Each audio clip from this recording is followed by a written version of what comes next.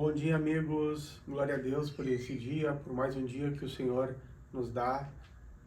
Obrigado, Senhor, por essa oportunidade de novamente estarmos aqui juntos para falar da palavra de Deus, para falar do seu amor.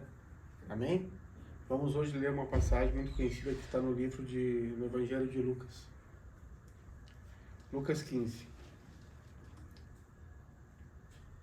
Lucas 15, versículo 11. Diz ali a parábola do filho pródigo. Esses títulos que eles botam na frente ali são títulos que o editor colocou, mas não foram inspirados pelo Espírito Santo.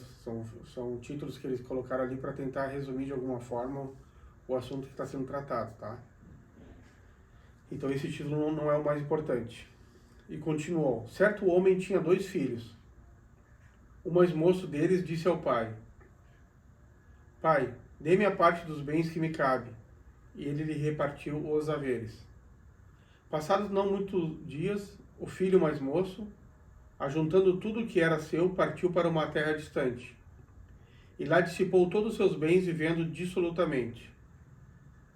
Depois de ter consumido tudo, sobreveio àquele país uma grande fome, e ele começou a passar necessidade. Então ele foi e se agregou a um dos cidadãos daquela terra, e este o mandou para os campos a guardar os porcos. Ali desejava ele fartar-se das arrobas que os porcos comiam, mas ninguém lhe dava nada. Amém? Então, caindo em si, disse: Quantos trabalhadores do meu pai têm pão com fartura? E eu aqui morro de fome.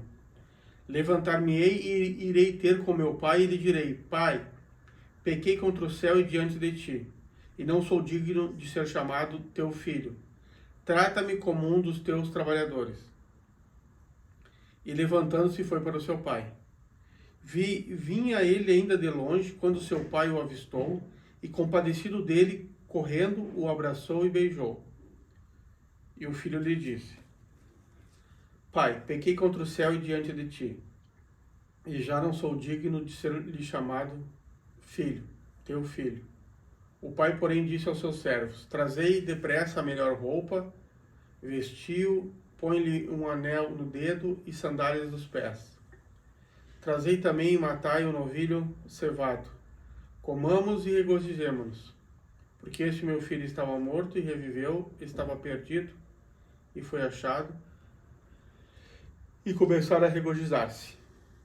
Ora, o filho mais velho estivera no campo, e quando voltava, ao aproximar-se da casa, ouviu a música e as danças. E chamou um dos criados e perguntou-lhe o que era aquilo. E ele lhe informou: Veio teu irmão e teu pai mandou matar o novilho cevado, porque o recuperou com saúde. E ele se indignou e não queria entrar, porém o pai o persuadia para reconciliá-lo. Mas ele respondeu ao seu pai: Há tantos anos que te sirvo sem jamais transgredir uma ordem tua, e nunca me deste um cabrito sequer para alegrar-me com meus amigos. Vindo, porém, este teu filho que desperdiçou os teus bens com meretrizes, tu mandaste matar para ele o novilho cevado. Então lhe respondeu o pai: Meu filho, tu sempre estás comigo, tudo que é meu é teu. Entretanto, era preciso que nos alegrássemos, porque este teu irmão estava morto e reviveu, estava perdido e foi achado. Amém? Amém, queridos? Essa palavra aqui, ela nos traz muitos ensinamentos.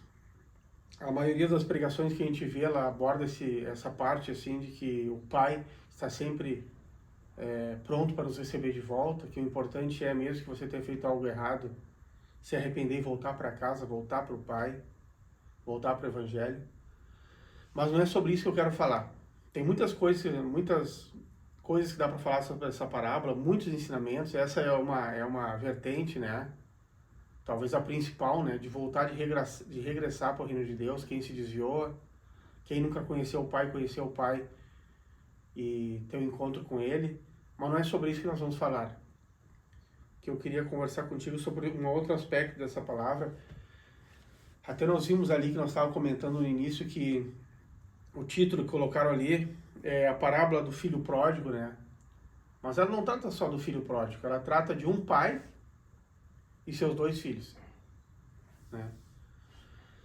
E o interessante é que a gente vê que esse filho,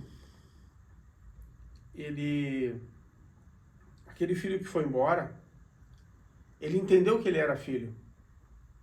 E por entender que era filho, ele chegou diante do seu pai e pediu aquilo que ele tinha de direito por herança.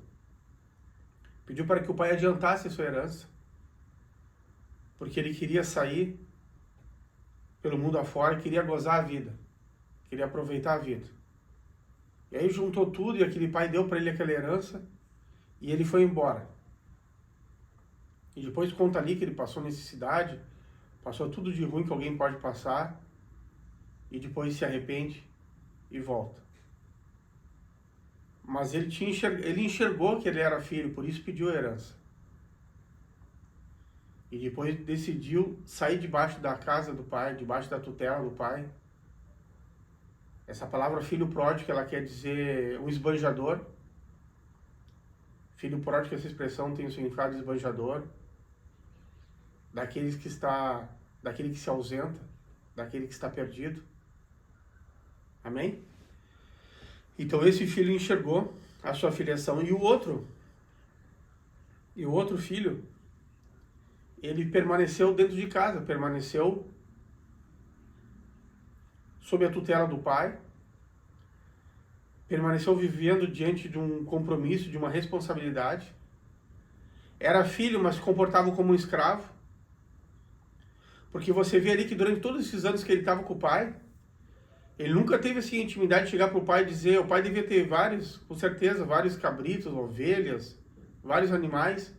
Ele já podia ter antes, na condição de filho, ter pedido para o pai dele, pai, me dá hoje uma ovelhinha, um cabrito, um outro animal, para mim matar, fazer uma carne bem gostosa, para mim comer com meus amigos, chamar meus amigos aqui para a gente se alegrar, depois de um dia do trabalho, assim, no final de semana, gozar do fruto do seu trabalho ao lado do pai, e como filho, pegar uma carne, fazer um churrasquinho, fazer um churrasco com refrigerante, para se alegrar com seus amigos. Mas ele, veja bem, ele estava perto do pai, não, ele estava dentro de casa, mas estava longe do pai, não tinha intimidade com o pai, nem sequer para pedir algo que ele tinha direito como filho. Então ele estava ali numa posição, ele estava ali como um filho, mas não estava na posição de filho, não se enxergava como filho. Estava ali debaixo da tutela, dentro de casa, mas vivendo como um escravo, como um trabalhador comum. Então esse filho, ele estava dentro de casa, mas não estava gozando da vida nem das benesses do pai. E a palavra de Deus diz em Eclesiastes que é da vontade de Deus que nós comamos e bebamos o fruto do nosso trabalho. Que o se alegrar, poder comer e beber, é um privilégio, é algo que Deus permite. E que não é pecado, é algo que Deus quer. Deus quer que a gente viva, que a gente trabalhe, mas que a gente aproveite do fruto, do suor, do fruto desse trabalho. Então esse filho estava ali, mas se comportava como escravo e não aproveitava dos seus direitos de filho. Mas tinha a responsabilidade de obediência ao pai, de sujeição, trabalhava direitinho. E o outro enxergou que era filho e pediu a herança, mas saiu, deixou de lado a sua responsabilidade e foi para longe. Se ausentou do pai. Amém? Então os 2 filhos, embora um tenha ficado em casa, não gozava da situação de filho. O outro foi para longe e usou sua situação de filho para pegar a herança. Mas os 2 tinham algo em comum. Uma característica em comum. Fazia parte da vida dos 2. Os 2 estavam perdidos. Os 2 estavam perdidos. E ontem à noite, quando eu meditava nessa palavra, eu escrevi algumas coisas, conforme o Espírito Santo ia me abrindo entendimento, ia falando no meu coração. Era um pai e 2 filhos. Um obedecia, que é aquele que ficou em casa, que nós falamos agora que estava ali como um escravo. Um obedecia, tinha senso de responsabilidade, mas vivia como um escravo. Queria uma carne para fazer um churrasco com os amigos, mas nunca teve intimidade para pedir isso para o pai. E o outro entendeu que era filho e pediu a sua parte da herança e saiu mundo afora para gozar a vida e se afastou do pai. Nenhum dos dois viveu uma vida de plenitude. Aí que está. A vontade de Deus é que nós desfrutemos da vida cristã em plenitude. Que nós vivamos como filho e experimentemos os direitos e as benesses de ser um filho.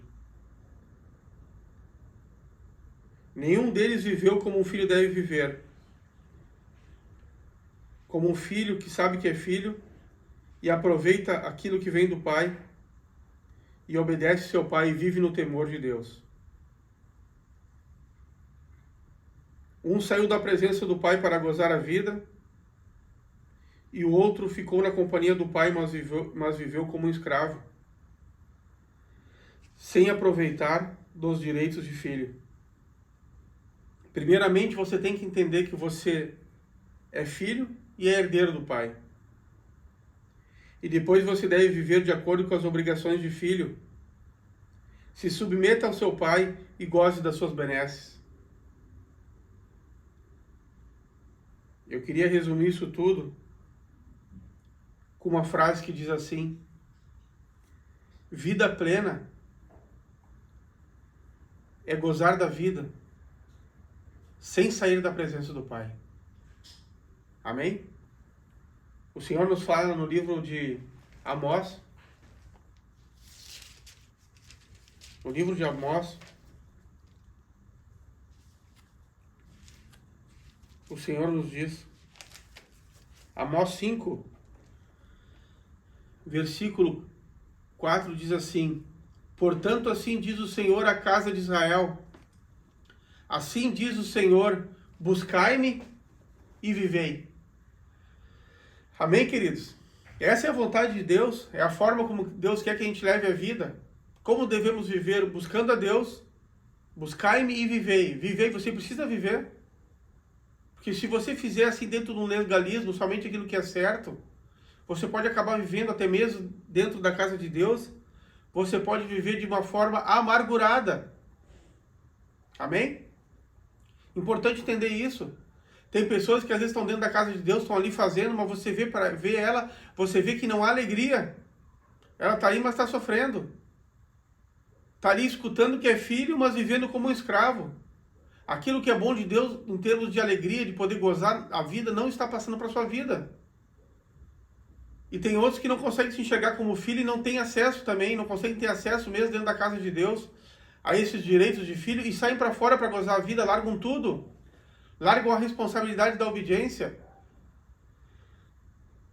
Não conseguem combinar uma vida de gozar a vida com equilíbrio, que é viver a vida com responsabilidade, sem esquecer o chamado que você tem.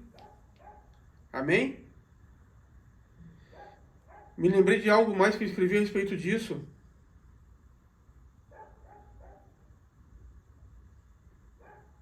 Glória a Deus por essa palavra, né? A gente tem que cuidar, queridos,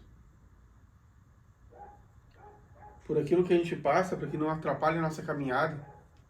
Porque às vezes podemos passar nessa vida por situações de necessidades e alternar também com situações de abundância. Como aquela pessoa que nunca teve nada e depois vem a ter uma abundância, uma prosperidade, e pode, de uma hora para outra, pode acabar se vislumbrando e largando tudo. Também tem aquele que pode passar uma vida toda de necessidade e pode acabar se tornando amargo. Então ontem eu escrevi assim, ó: você não deve amargar na necessidade e nem se deslumbrar na abundância. Não podemos gozar a vida sem pensar no propósito. E se referindo a esses dois filhos, tem gente que se amarga nas lutas e se perde na porta de entrada. Se perdem dentro da própria casa. É uma verdade isso, irmãos. E outros se perdem no caminho e se afastam de casa. Mas o fato é que os dois se perderam. Amém? Tem que haver um equilíbrio. Os dois se perderam. Não se perdeu apenas o filho pródigo, que depois voltou e foi recebido pelo pai. Outra vez vamos falar sobre essa volta, que o pai te espera.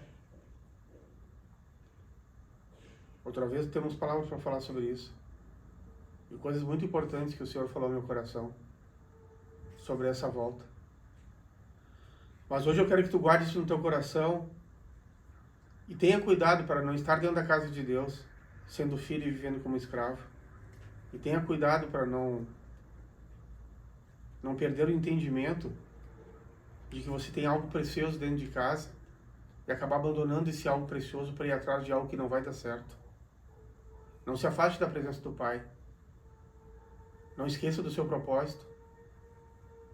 Não deixe a casa do seu Pai para gozar a vida, porque tem muitos que saem e não conseguem voltar.